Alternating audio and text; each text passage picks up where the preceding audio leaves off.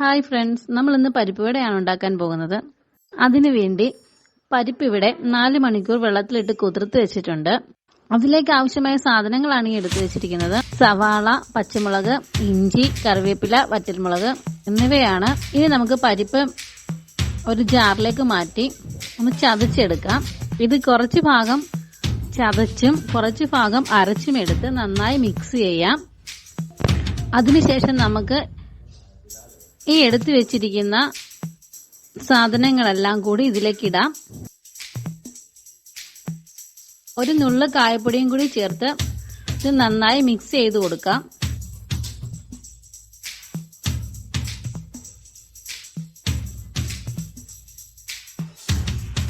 പിന്നെ ഇത് ഇതേപോലെ ഉരുളകളാക്കി നമുക്കൊരു പാത്രത്തിലേക്ക് എടുത്തു വെക്കാം. അതിനുശേഷം ഇത് ചട്ടിയിൽ എണ്ണ ചൂടായി കഴിയുമ്പോഴേക്കും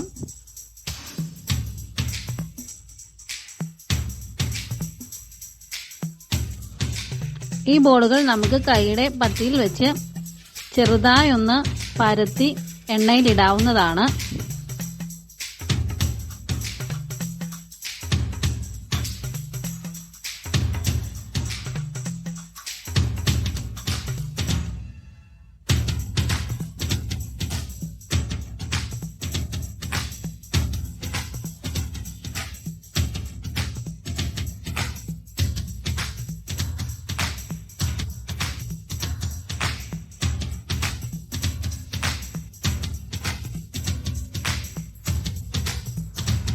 ഇതിനൊരു ബ്രൗൺ നിറമാകുമ്പോഴേക്കും നമുക്ക് തിരിച്ചിട്ട് നോക്കാം.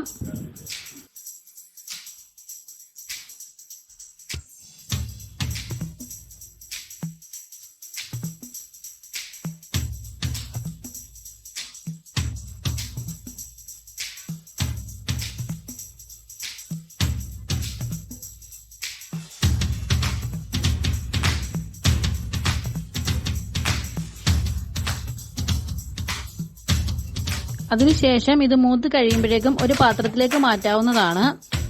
അങ്ങനെ നമ്മുടെ പരിപ്പ് വട ഇവിടെ റെഡി ആയിരിക്കുന്നു. എല്ലാവർക്കും ഇഷ്ടപ്പെട്ടെന്ന് വിചാരിക്കുന്നു. എല്ലാവരും ട്രൈ ചെയ്യണം. അടുത്ത വീഡിയോയിലൂടെ വരുന്നത് വരെ ബൈ.